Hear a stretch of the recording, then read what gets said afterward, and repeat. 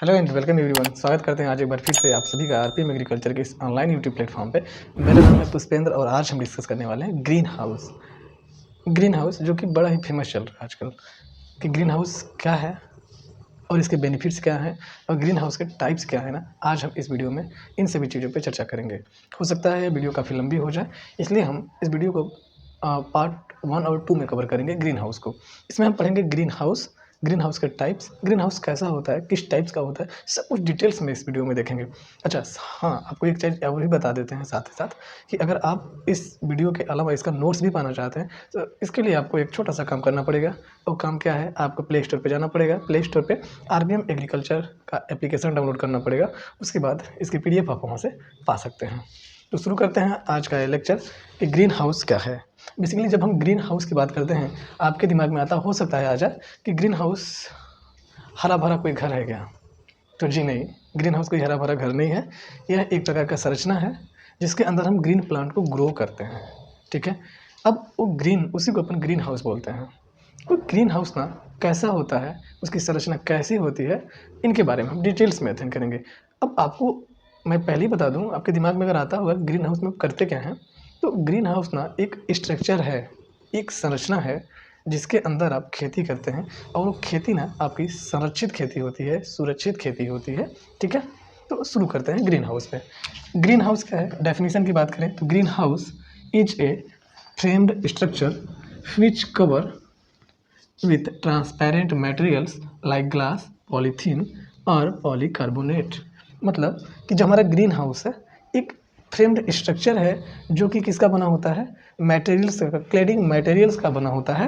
वो cladding materials क्या हो सकते हैं, ग्लास, पॉलीथीन या फिर पॉलीकार्बोनेट। ट्रांसपेरेंट क्लेडिंग मटेरियल्स होता है, यानी जो ग्लास होते हैं ट्रांसपेरेंट होगा, पॉलीथीन ट्रांसपेरेंट होगी, पॉलीथीन कार्बोनेट जो होगा, पॉलीकार्बोनेट जो होगा वो ट्रांसपेरेंट होगा। इनका यूज हम करेंगे। ठीक है, तो हम क्या डेफिनेशन क्या होगी, green house is a framed structure which cover with transparent materials like glass, polythene और पॉलीकार्बोनेट।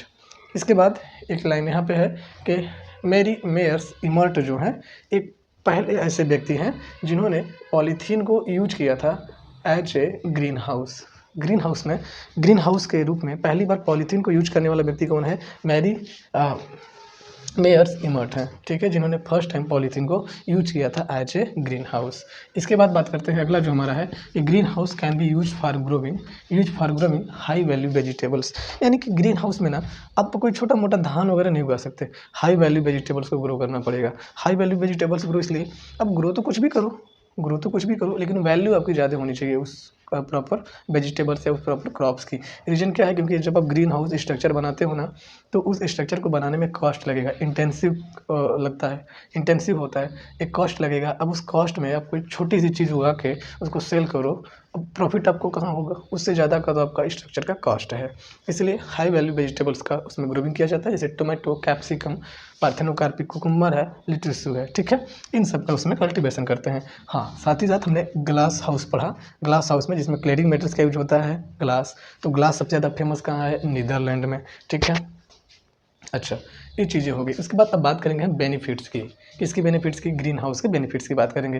ग्रीन हाउस का एक बेनिफिट क्या है, देखिए ग्रीन हाउस का पहला जो बेनिफिट है ना, ऑफ सीजन कल्टीवेशन। ठीक है, तो यहाँ पे एक डेफिनेशन हमने बताई थी आपको कि off season cultivation is known as vegetable forcing. अब होता क्या है ऑफ सीजन कल्टीवेशन, हमने बताया कि जो हम संरक्षित खेती कर रहे हैं इसमें हम जो प्लांट ग्रो करेंगे उसके लिए फेवरेबल एनवायरनमेंट अपीयर कर देते हैं, तैयार कर देते हैं अंडर प्रोटेक्टेड स्ट्रक्चर। यानी जो संरचना हमने बनाया उस संरचना में हमने क्या कर देता हूँ कि एक उसके लिए फेवरेबल क्लाइमेट बना देते हैं। तो वो क्लाइमेट प्लांट्स के लिए ससेप्टिबल अगर आप कहें तो उसके लिए डिजरेबल क्लाइमेट होता है जिसमें प्लांट इजीली ग्रो कर लेता है। तो हम ऑफ सीजन कल्टीवेशन भी इजीली कर पाते हैं। उसके बाद क्या है कि effective use of solar radiation, यानी जो सूर्य के विकिरण है ना उनका हम एक इफेक्टिव यूज भी कर पाते हैं, साथ ही साथ हवा का भी इफेक्टिव यूज करते हैं और थर्मल एनर्जी का भी इफेक्टिव यूज कर पाते हैं।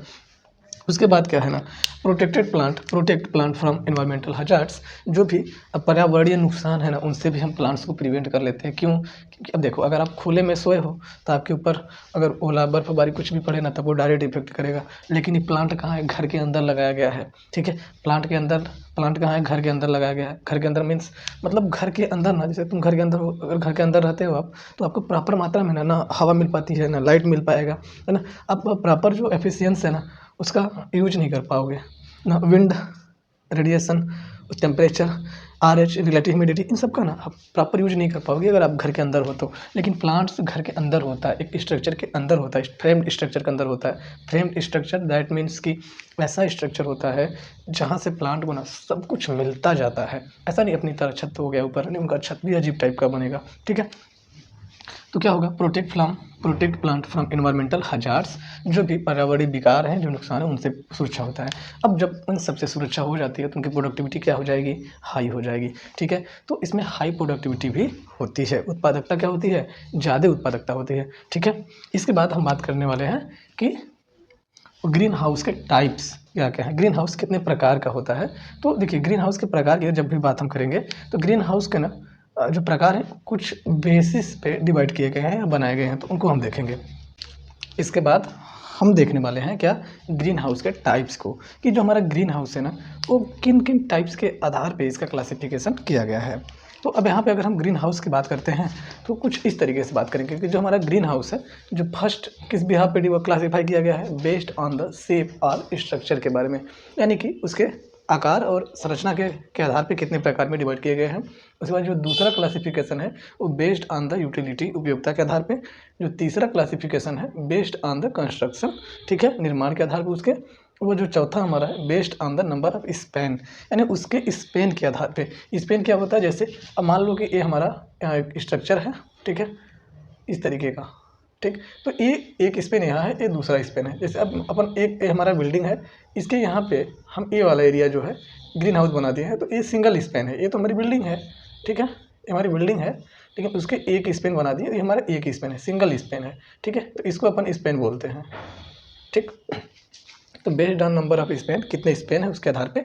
बेस्ड ऑन द, जो पांचवा है हमारा, based on the environmental controlled, यानी कि इन्वायरमेंटल कंट्रोल के आधार पे कितने प्रकार के ग्रीन हाउस बनते हैं। छठा जो हमारा है based on the cladding materials, कौन कौन सा क्लैडिंग मटेरियल्स यूज हो रहा है, उसके बिहाफ पे ग्रीन हाउस को डिवाइड किया गया है, क्लासीफाई। उसके बाद जो सातवां नंबर हमारा based on the cost of construction, लागत के आधार पे, लागत निर्माण के आधार पे उसको भी डिवाइड किया गया है। ठीक है, जिसमें हम पहला पढ़ेंगे क्या? बेस्ड ऑन द शिप, ठीक, बेस्ड ऑन द शिप के आधार पे क्लासिफिकेशन ऑफ ग्रीन हाउस को।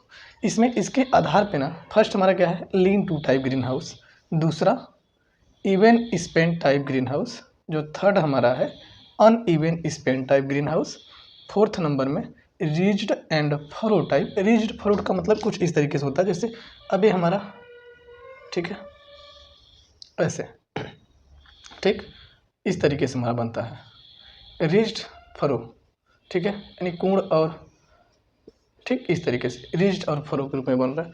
उसके बाद यहाँ पे दिखाई नहीं दे रहा होगा, सा टूथ टाइप।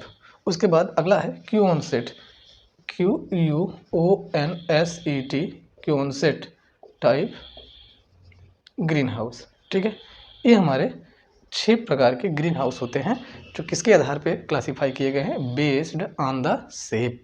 ठीक है, अब इसके बाद हम एक एक करके इन पे हम चर्चा करेंगे कि लीन टू टाइप का ग्रीन हाउस कैसा होता है, even span type green house कैसा होता है, uneven span type, rigid and furrow type green house कैसा होता है, उसके बाद सा टूथ टाइप, उसके बाद क्योनसेट टाइप्स ऑफ ग्रीन हाउस कैसा होता है, इसके ऊपर चर्चा करेंगे। ठीक है, अब इसके बाद बात करेंगे हम ग्रीन हाउस के टाइप्स की। कौन सा टाइप था?